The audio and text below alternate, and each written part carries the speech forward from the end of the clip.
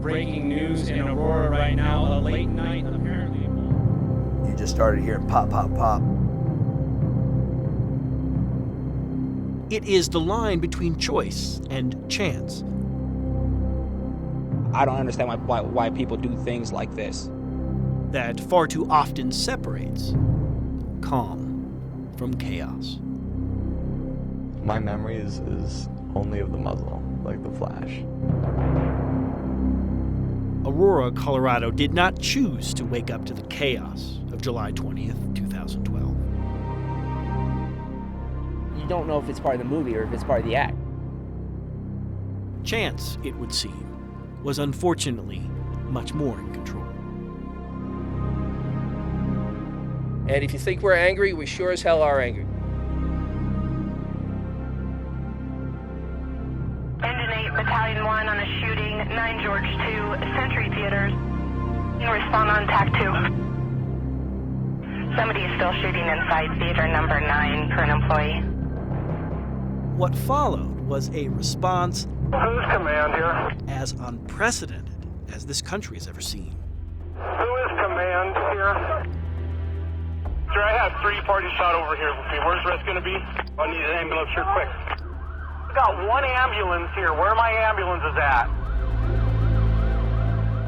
We could have lost a lot more if they didn't do what they did. Yeah, I'm taking 1 male to the hospital in my car. Do I have permission to start taking some of these victims via car? I got a whole bunch of people shot out here, no rescue. Yeah, load them up, get them in cars, get them out of here. I mean, there's nothing you could say. Nothing you could do, nothing you could give them. Nothing. So. It all has the potential to change the way first responders respond to mass shootings. 50 ambulances will not just instantaneously appear. But we have to start learning there are going to be those situations, those points in time, those events that take place, that we have to start understanding how we work together. The response to the chaos in and outside of Theater 9 They wanted to save us. has put 9 News on special assignment. I remember screaming and telling them to hang on, we're almost there. Tell them to stay with us. After Aurora.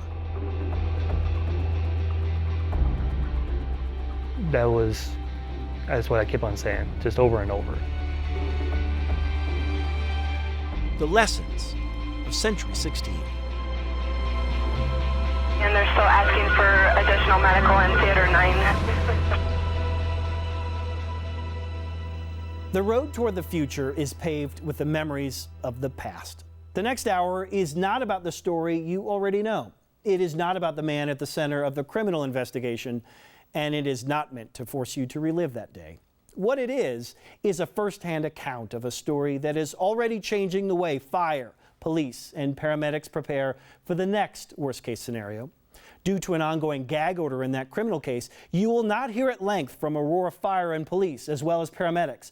But through the words of others, we hope you will better understand what went right, what went wrong, and what has the potential to help us rethink the way we respond to emergencies after Aurora. Innocence is not lost over the course of a lifetime. Far too often. 850 KOA News Time, 12:02. I'm Joe Chiuro. It disappears within the confines of a moment. You may want to find a way to cool off this weekend. It's going to be a hot one. One raw and unpredictable moment. The movie Dark Knight Rises just getting underway at theaters across the metro area. On a warm July night in Aurora, that moment arrives at 20 minutes Unit standby for a tower. to 1.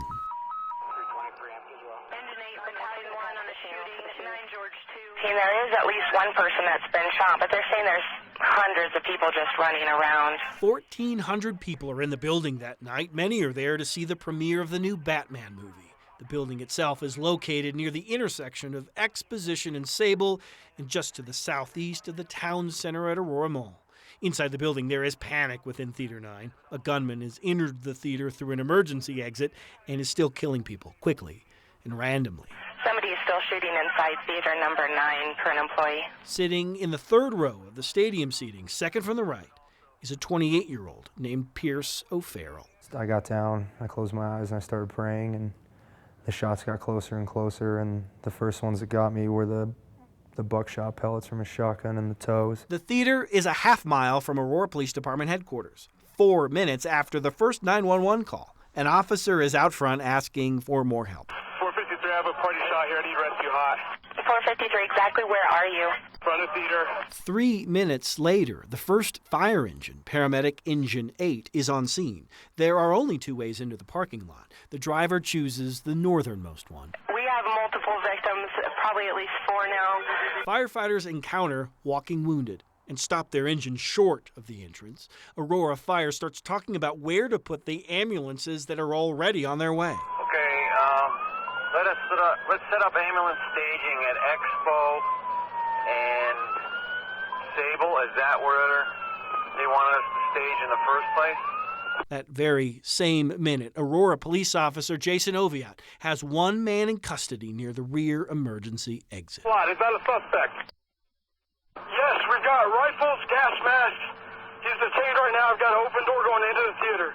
Like, at first I thought it was a prank, and then felt my organs come out, so I laid down, just sitting there, and I'm just like trying to listen to the things going on around me, because the only thing I could look at was pretty much the ceiling. Farah Soudani is trapped in the 12th row. Every second felt like an hour going by. At 12:49 a.m., Officer Chris Nyman decides he has seen enough. I'm taking 1 male to the hospital in my car. 6 seconds later, I got 7 down in theater 9. 7 down. a fellow officer no longer needs to wonder what a mass shooting might look like. They tried to pick me up, but when they did, they grabbed me by this arm, and my humerus was split in half, and whew, that hurt, man. I started screaming, telling them to put me down, and I told them I could probably get up if they helped me. Aurora 911, where is your emergency? Aurora Police and Fire Dispatch share the same room. Is that a house or an apartment? 203 and 207. Okay, do you know how long the door's been open for? 211. That night, dispatchers work to connect fire with police and police with fire. Who's command here? It is a confusing Who is command here? and cumbersome task. Dispatch, give me some ambulances on Sable. I want ambulances on Dillard's lot. Police want ambulances in the Dillard's parking lot. Fire is staging ambulances near Exposition and Sable. Caught in the middle are police officers who are growing increasingly agitated. Lincoln 25, I've got 1 ambulance here. Where are my ambulances at? 1 minute later, police declare Theater 9 secure. There are wounded everywhere. Some people saying, what are we going to do? Some people, the officers asking for ambulances. You can't really pinpoint one conversation. In the minutes that follow, PD is saying they cannot evacuate the patient that's in theater 9. They need medical personnel. Copy. there will be one request. Again, PD is requesting medical personnel in Theater 9. They have a child down and cannot evacuate. After another. PD is again requesting emergent medical to the back of the theater. An internal Aurora fire report will, months later, suggest rescue crews as they approached the theater were, quote, inundated with patients. Entry points were impeded by police activity, and responding units were stopped by frantic moviegoers covered in blood and carrying critically injured patients. Yet it is also important to note that as late as 1:05 a.m., or 20 minutes after a suspect is in custody, Copy. All units responding to the theater. Dispatch talks as if the gunman is still out there. Suspect is male, unknown race, black camo outfit, possible vest, gas mask, and multiple long guns. Paramedics and fire don't generally go into a hot scene or a non-secured scene. Sean Messenger advises dispatchers across the country. From his office in Utah, he told us, in active shooter situations, any additional suspect reports have to be taken seriously. If we get two conflicting reports or two different descriptions of maybe the same person, they're generally going to assume that that is a different shooter, so that they're going to be looking for that person.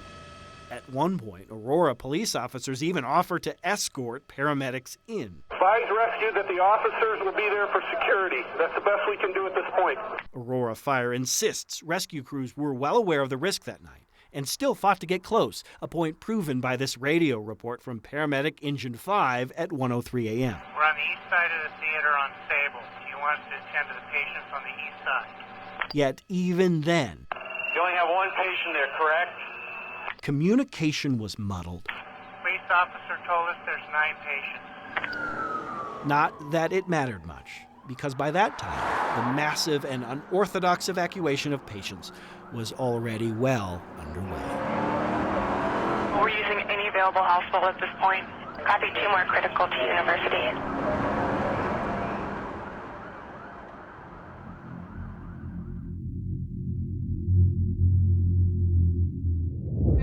I'm sure they were thinking, we're not going to give you a ticket. An absurd moment in a 100-mile-an-hour race to save lives. I'm like, wait, and I'm literally going over, screaming, and then grabbing the seatbelt and trying to buckle myself into the car.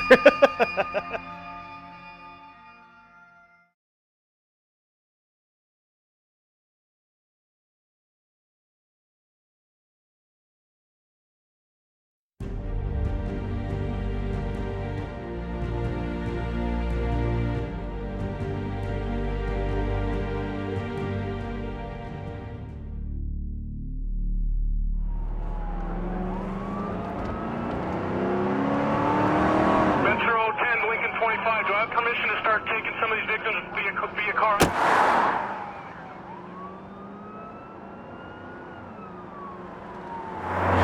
Yes, load them up, get them in cars, get them out of here. 25, just notify all the hospitals. We got people coming in. Copy. Police cars are designed to carry criminals, not the critically wounded. Yet that night, improvisation is born out of the immediacy of the moment. I remember hearing one say, you know what, let's just get our cars and let's get these people out of here, let's get them to the hospital. And I saw just a line of officers just sprinting down to the other end. The injured are everywhere, but the critically injured are primarily in 3 spots, just to the north, just to the east, and just to the south of the theater. I just remember red lights. I was staring up at the sky pretty much, like I tried my best not to move. Farah Soudani is one of 9 waiting for help just outside of Theater 9. There is a hole in her side, a hole. A couple of the officers were saying her organs are coming out, and one of them was saying, watch what you're saying, you know, like try not to freak me out, but they didn't realize I already knew what was going on, so. He sits me right down a small rock pile, and, you know, and I'm seeing everybody out there, just everybody is in pain, and everybody's screaming, and everybody is, you know, calling on the phones, and, you know, police officers are, you know, going around checking on everybody and doing their jobs. Joshua Nolan has 2 massive gunshot wounds. He too is out back and remembers hearing the moment the police officers decide it's time to go. Get him in the police officer car and get him to the hospital now. It's something that's always with you. I mean, there's not a day goes by that I don't think about it. But ultimately, I'm blessed to have survived, and I'm blessed to see another day, you know. Pierce O'Farrell has what he thinks is a gunshot wound to his back. From the theater's parking lot, he calls his brother to tell him goodbye. I really wanted him to know that I was at peace. I mean, I felt at peace, and you know, I'm a man of faith, and I love the Lord, and I just trusted him, and I needed my brother to know that. I just wanted him to know that I loved him very much and that I was at peace, and it just meant that I got to go home, you know. Let Aurora South know that Cruiser 6 is en route, 1 critical, 1 semi-critical. An officer puts Joshua Nolan in a car at 2 minutes to 1. They put me in the front seat, and this is probably the only time I can kind of laugh about it a little bit, because the police officer in the back seat was screaming at the driver, you know, the police officer that's driving. It's like, go, go, go. And I'm like, wait. And I'm literally going over, screaming, and then grabbing the seatbelt and trying to buckle myself into the car. I'm sure they were thinking, we're not going to give you a ticket. A police officer tells Pierce O'Farrell the wound Pierce thinks is in his back is really in his arm. You know, he told me that I was going to live, and it was amazing. You know, it was the greatest thing I've ever heard. I picked up my phone, I called my brother back, and I told him I was gonna live, you know. Yet there is a problem with Farah Soudani. The backboard she is on is too big to go into the back seat of a police cruiser. So they said, it's not gonna fit, we need to get someone in there with her, we have to get it out from her. Officer Chris McDowell gets into the back seat to keep Farah calm. And then they flipped me on my side. And then they pulled it out, slammed the car, and screamed, go, go, go. There's only one way out, a narrow spot of land between the parking lot and Sable Boulevard. They jump the curb here and then start moving. Quickly, very quickly. All right, Cruiser 6 is taking 2 more victims. I remember looking up at Chris, and I told him not to leave me. He says, I'm not going to leave you. Hang on, I've got you. Soudani is in the back of one car. Nolan is one of 2 in another. I was thinking about the guy in the back seat because, you know, I don't know what extent of his injury was, if he was shot, so many times, but I knew he was barely awake. O'Farrell is also with a stranger. She was kind of drifting in and out, and the officers told me to kind of keep her up, so I just kind of started talking with her and just trying to think of anything to talk about just to keep her awake. I remember screaming and telling him, hang on, we're almost there. Tell him to stay with us. That's what I kept on saying, just over and over. And when he opens the window, I just remember how fast the air was coming in the car, like you were on the highway. And I drive on the highway with my windows down all the time, and I could tell we were going easily over 100. And I remember looking out the window and just seeing how pretty the stars were, how clear the night was, and I remember I liked looking at the stars, so just kind of soaked that in before anything else, just kind of trying to calm myself a little bit. We're in a mass casualty situation at this time. By 1:05 a.m., it becomes obvious what is happening. 15 of the first 17 critically wounded to leave the scene have done so inside not an ambulance, but inside a police car. Okay, I'm assuming we're waking up everybody, right? Nowhere is that more clear than inside the ambulance bay at University of Colorado Hospital. The surveillance camera captures the images, but not the sounds of a rescue without precedent. It is here where one patient is classified DOA. There are many, many more who are still alive. They just all did it. They don't care who said what, they just did it. And they knew it was the right thing to do. You would have had a few more casualties, and I would have been one of them. I mean, there's nothing you could say. Nothing you could do, nothing you could give them. Nothing. So. Farah Soudani is in one of these cars, and she still has a hole in her side. Yet for the first time in quite some time, she believes she is going to live. I don't like the word hero when people say that I'm a hero. I didn't save anyone. I don't have a stethoscope. I don't have a badge. I didn't do anything that night. They're the heroes. Carried in cars designed to hold criminals, saving one life after another after another.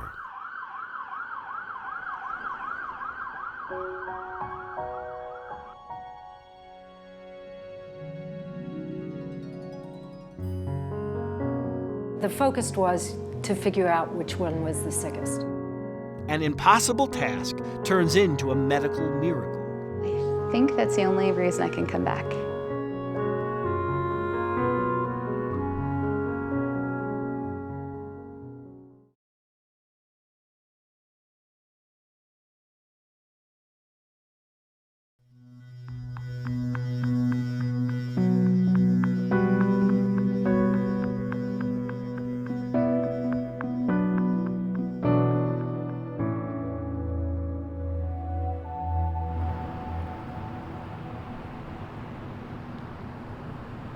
It was actually like most other nights for us. We had multiple people in the waiting room, 10 or 15 in the waiting room, I think. And we were actually on divert status. Very busy, very crowded. Meaning that ambulances weren't actually supposed to come to our hospital unless there was actually some sort of trauma or critical emergency. 23 of our beds were already taken. Just a very busy night. So my name is Dr. Camilla Sasson. So I was actually working here in the emergency room as one of the attending physicians. And so we were at capacity. So we had 25 boarded patients in our emergency department.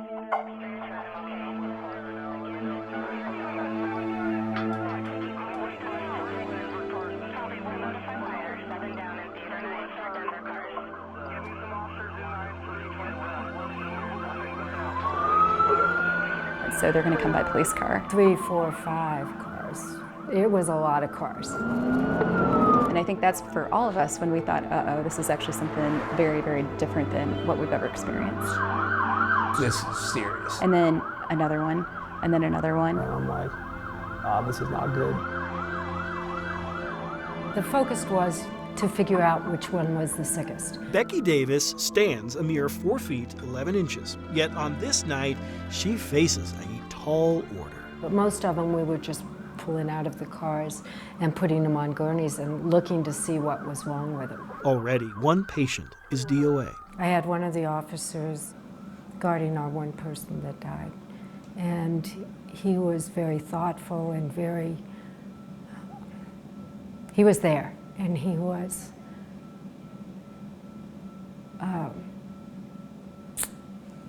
very good with the situation. One by one, police officers and police cars are leaving the theater, headed to 2 Aurora hospitals, University to the north and the Medical Center of Aurora to the south. Usually we'll get a heads up, like ETA, X minutes or whatever.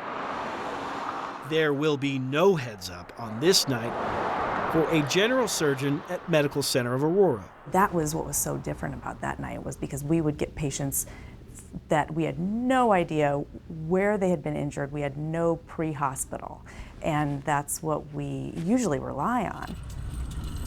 Both hospitals face the same challenge. The police officers aren't paramedics and thus cannot say what precisely is wrong with each patient. These were complex injuries. Usually in the emergency room, if there's an ambulance coming, we'll get some notification from the paramedics en route. We'll have an idea of what their blood pressure is, what their vital signs are, if they've got a rapid heart rate. You have no report. You just have, I have someone here. I had no idea what was kind of in store for me. I held a abdomen in my hand, and I was like, what in the world is going on? That abdomen. And then I lost half of my calf. Still belongs to Farah Soudani. Her father, Sam, still can't believe what hospital staff did that night. They were working in harmony. In unison. In unison. They were unbelievable. The only thing you could do is just stand and just watch. My colleagues who've been in war had said it's actually very similar to what you would see in kind of a battleground, actually.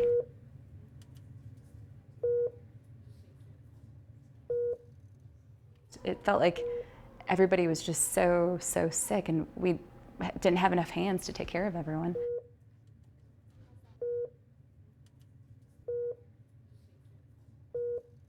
And they kept apologizing, but I kept telling them it's okay, just, I knew I was gonna live, and that was the main thing. I just wanted them to go help as many people as possible, people who were far worse than I was.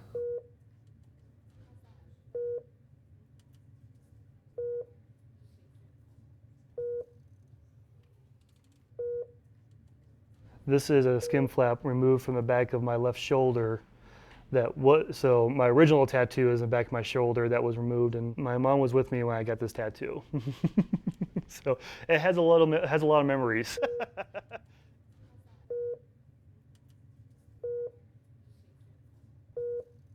Every time I look at it, it's a constant reminder of a situation that I wish it never happened. It is a night as graphic as it is miraculous. Surgical techs, doctors, nurses, EMTs, paramedics see patient after patient and save life after life. We're hardened folks, right? We're used to seeing anything and everything. And I think that night has kind of broken a lot of us in a way. And here, the consensus is this. Yes, it was not perfect. When timing matters above all, nothing counts more than seconds. I don't think she would have been here, to be honest with you. And I was lucky to meet some of the survivors too, and they would have had the same predicament. They would have gone too. We could have lost a lot more if they didn't do what they did. All available units respond to the theater. Every patient who arrived with a pulse at both hospitals on that night left with a pulse. It's the only reason I come back. Oh, I'm absolutely, totally confident that their actions saved several of the patients. Yes, there's no doubt, because they loaded up and went. Those people are alive today.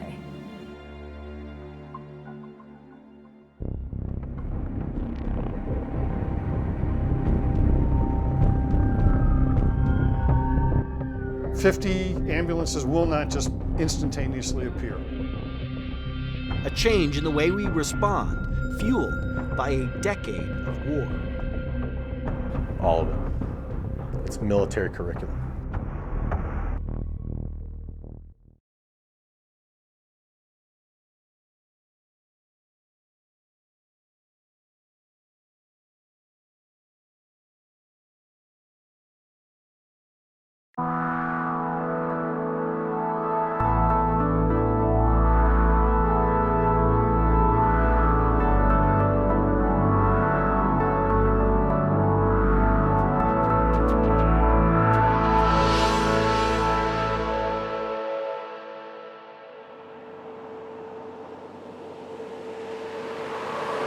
Next team, come on in. Up high, up high, up high. Not too far from Austin, Texas. Let me see your head.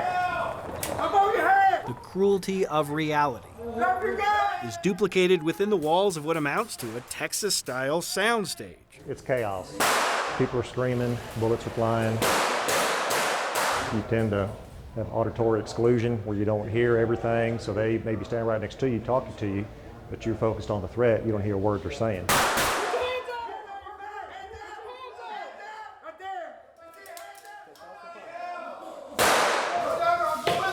It is raw training born out of a 1999 event in Colorado that changed the way this country looks at active shooter scenarios. We took a look at what took place in Columbine High School and asked the question that I think many law enforcement agencies across the United States ask itself is, what if that were us? David Burns joined with other law enforcement officers across the country in a vow to never again wait outside a building when a threat inside remains. We can't wait with patrol officers out in the parking lot while innocent people are being murdered inside this building and waiting for specialized units. I got 2 in chairs. The program he helped start is called Advanced Law Enforcement Rapid Response Training, or ALERT. Bring it in right here, bring it in close. Yeah, it's pretty chaotic. We try to create that on purpose. Since 2002, Put your hands on your back. ALERT has trained more than 40,000 law enforcement officers. At one point, I got separated from my group because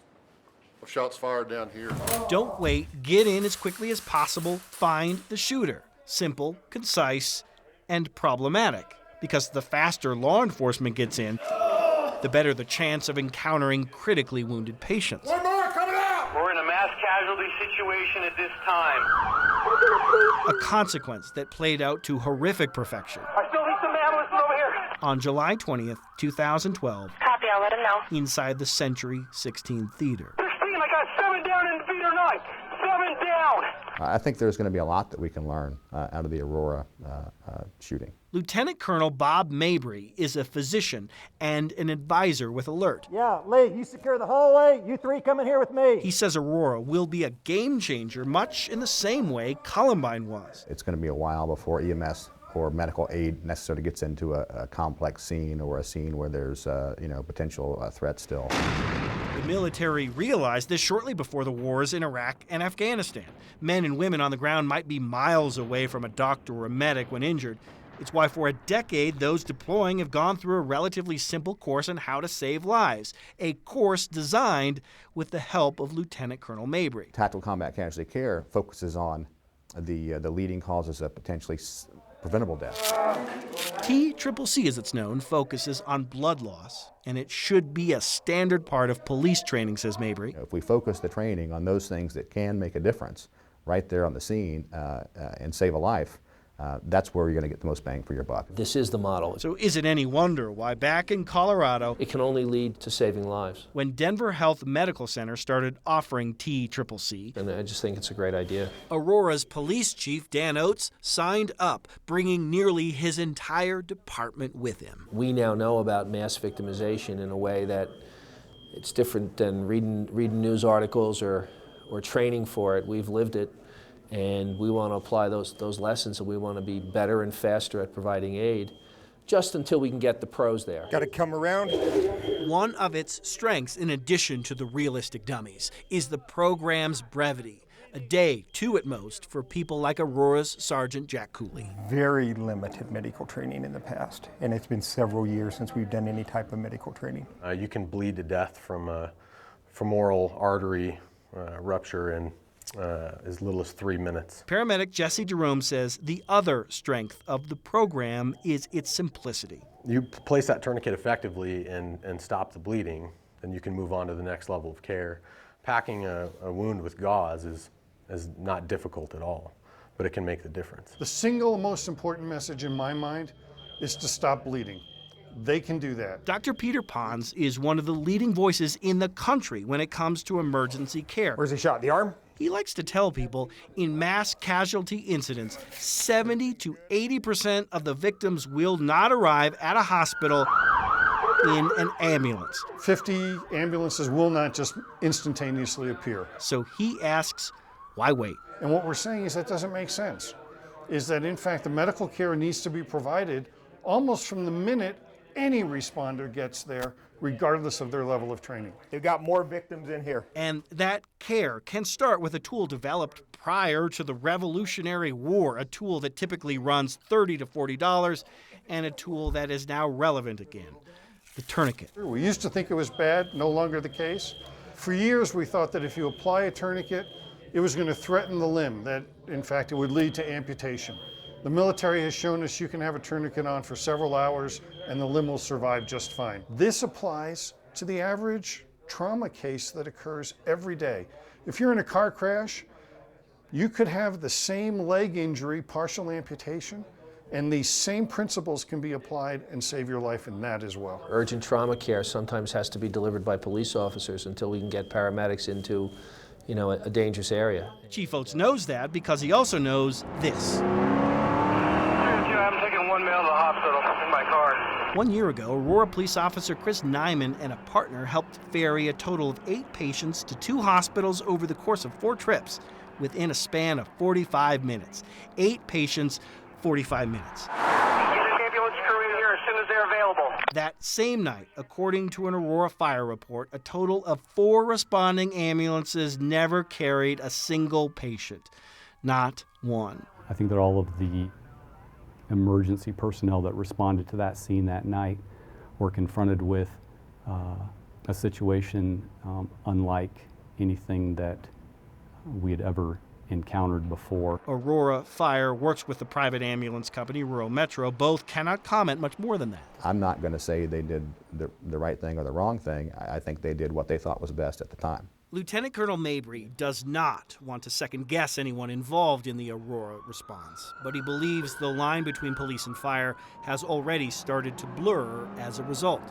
For example, he worries about police cars routinely doubling as ambulances. The question is going to be debated, is that going to be a standard practice from now on, is for a scene like that to throw people in police cars and take off? I think that needs to be debated very carefully. It's not armchair quarterback and what those people did, but it's looking at exactly what they did, what worked well, what didn't work as well as we thought. National Dispatch Advisor Sean Messenger says police likely need more leeway in getting paramedics inside. So that they understand we're going to provide you a bubble of security, the best that we can with some patrol units, but then we need those fire and paramedic folks to be able to come in and then extricate the victims more quickly out of what would not be considered traditionally a cold scene. In the end, trainers at Alert do not teach police to stop being police. They still emphasize find the bad guy first. Communicate. Come up with leadership. Yet, when officers graduate from their Level 2 active shooter course these days, here comes the candy man. They do so with something readily available in hand. Everywhere a gun goes, tourniquet should go. Everywhere you go, tourniquet should go. Symbolic? Yes. Important? Absolutely. One of the things that we have to look at is we all have to learn to work together. Okay, he's out. But we have to start learning. There are going to be those situations, those points in time, those events that take place that we have to start understanding how we work together. All right, so we're going to move him on out. We've got a security element out here by EMS, so we're not taking him. It happened right at shift change. A community scarred by another mass shooting. It's life-changing. Yeah. Finds comfort in cooperation. Probably within a minute and a half, 2 minutes of police officers being in there, there was fire personnel that were caring for the injured.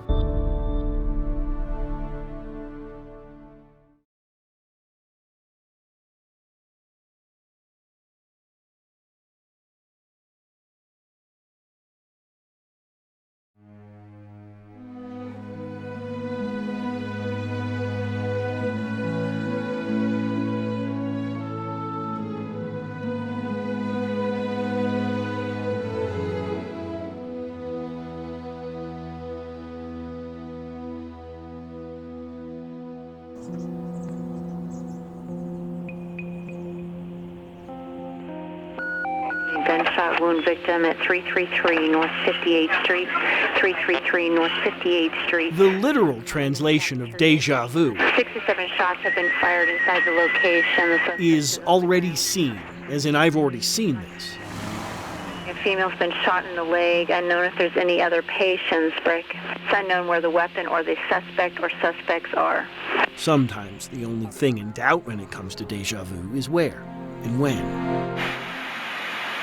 Police say 15-year-old Kip Kinkle, a freshman and member of the football team, was armed with a rifle and 2 handguns when he opened fire. 1 year before the word Columbine became synonymous with mass murder, a 15-year-old walked into an Oregon high school intent Oh, there's gunshot wound victims at Thurston High School. on killing as many as possible. At this time, we are told there's 8 victims. Jeez. Well, my daughter's out there. I know. He jumped out and he was like, just walked like casually around shooting at people.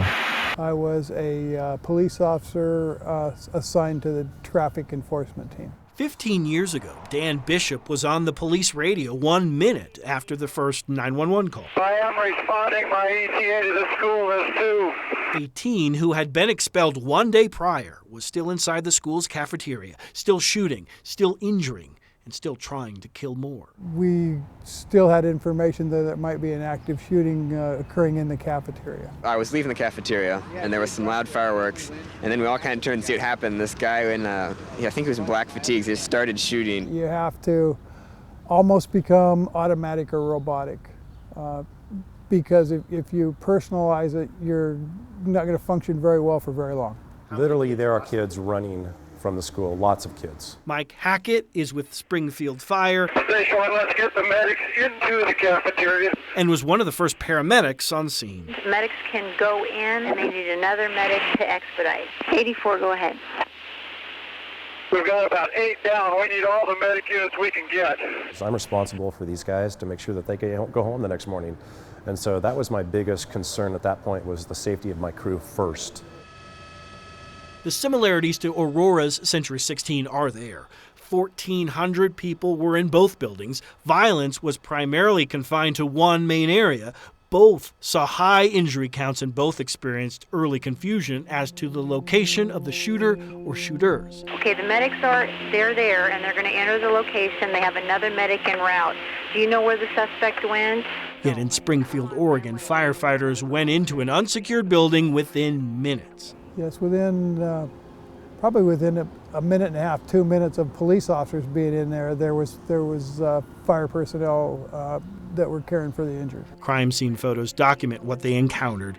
2 were dead, 24 were injured. A gunman was on the floor. A number of students were holding him down. Now, we have the shooter in custody. Hang on just a second for me. That's 184. I've got the shooter. Just a second. Hey, 2022, we need additional medics. Shooter is reportedly in custody, 0802. 8 minutes had passed since the initial 911 call, and just like Aurora, officers were still wary of the possibility of a second shooter. Confirming the scene is secure. We have not accounted for the firearms involved. The decision was made to get the medical trained people inside and then basically barricade the police, fire, and victims inside the building until we could locate the second suspect or to locate the weapon. Look closely at the way the chairs and trash cans are situated in this shot. It's how police kept a crime scene secure while paramedics worked on the injured nearby. We've always had a great working relationship with our police department, and I think it's important that you can work together and know each other and know how each other works. Not that there weren't mistakes made. They admit that. For example, the staging location for first responders outside of the school turned out to be a big mistake. I chose that location because I thought it would be the most effective location for them to be. In retrospect, I found out I put him in a hugely serious position of vulnerability. That's because the shooter's original plan was to go to the roof and start taking out first responders. We train for the X's and O's. It's very difficult to train for the psychological and emotional impacts that happen. Steve Rail was with Springfield Fire. He insists training, while valuable, can never prepare first responders for the real thing. It's very difficult to train when you have somebody assigned as a triage officer or somebody assigned as a transportation officer and their kids are going to school here and should be on site. He couldn't train for this either. In Kip Kinkle's bedroom, that day he was repeatedly told the names of the suspect's own parents, who had been found dead inside their home as well. He was so focused that it took a heated conversation with his wife for the truth to finally come out. And she said, "Steve, do you know who his parents were?" And I said, "Yeah, the Kinkles." Then it had been confirmed by that time. And she said, "Steve, do you know who that is?" And I got, so I said, "Yeah, the Kinkles." Okay, that was my one breach in etiquette. "Yeah, the Kinkles." They took it out on my wife. Families suffer. And she just very calmly said, "Steve, that's Bill and Faith." I physically felt a kick in my chest. Bill and Faith are friends of ours, and I didn't even make that connection. Can you confirm that there was only one suspect involved? That's the information I have now. Copy. Springfield, Oregon is now a community tired of deja vu. Columbine, Virginia Tech, Fort Hood, Aurora, Newtown. Lessons were learned on their day. Weapons been located in the office. Yet to this day, only one lesson really stands out. We've already seen one. That's enough. Well, if it happens, I want to be there. I want to make a difference. After that day, my attitude is, I don't want to respond to another one. But if I'm called, I'll go and I'll do it.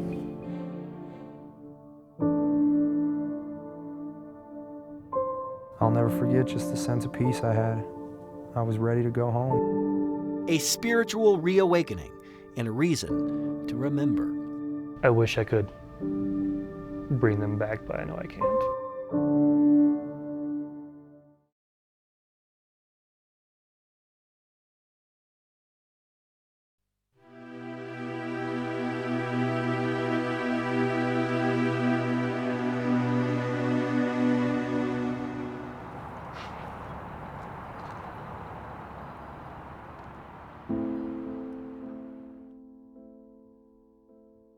We could have lost a lot more if they didn't do what they did.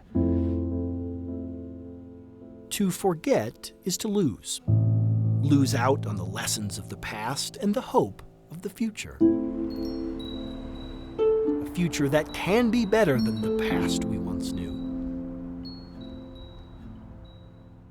I'm one of those, I don't like seeing people hurt.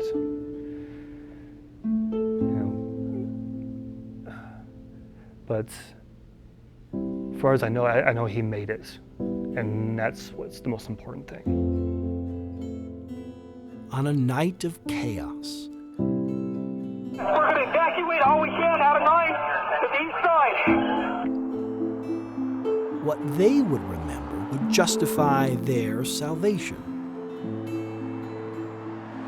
I'll never forget just the sense of peace I had. I was ready to go home, and that, that carried me. And in a strange way, it gave me a bit of a gift, because now I understand that I really don't fear death. I'm blessed to be able to say that, because I've known what it's like to be that close and in a very dark place, and yet I still felt peace and I still felt the light. 70 lives changed forever, 12 souls gone for now. To forget that, to forget them, is to forget they were so much more than their names. John, AJ, Jesse, Gordon, Jessica, John, Matt, Michaela, Veronica, Alex, and Rebecca. And we just need to embrace the lives that they led and the people that they were. And I think in that way, their memory will always live on. Police officers, firefighters, paramedics, doctors, nurses, friends, strangers, all contributed to what went right.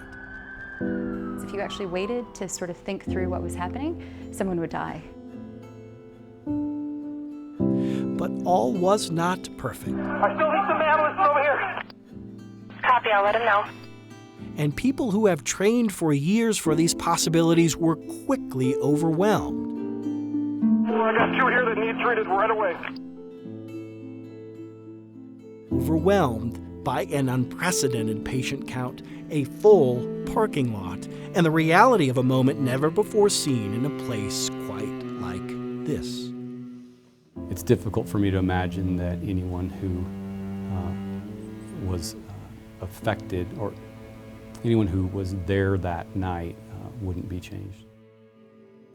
Change. Cedar, I need an ambulance here quick. If it is to be the net result from all of this, then so be it, figure those who see its potential benefit. And they really are basic things and really are simple and not overly complex. And the right medicine at the right time are going to save lives. Personal med kits. Change is already in motion. So I would say every first responder, every law enforcement officer should have a tourniquet. Go high or die. Get it up there. There you go. And more change will follow. Good. Let's get him out of here, guys. This is going to happen. The closest hospital invariably is going to be overwhelmed by those casualties who can transport themselves or who are transported by other means than ambulance. Yet we all know there will forever remain some things we simply cannot change. I wish I could bring them back, but I know I can't. And I'm sure the police officers wish they could have got here even quicker than, after the first 911 call. But things, the events happened in the way it did, and there's nothing they could change about it. And to forget that is to forget not only the lessons of the past and the hope of the future. It's a long process. It's something that, in reality, I'll be healing from the rest of my life. It is to forget the reason why it is so important to remember in the first place.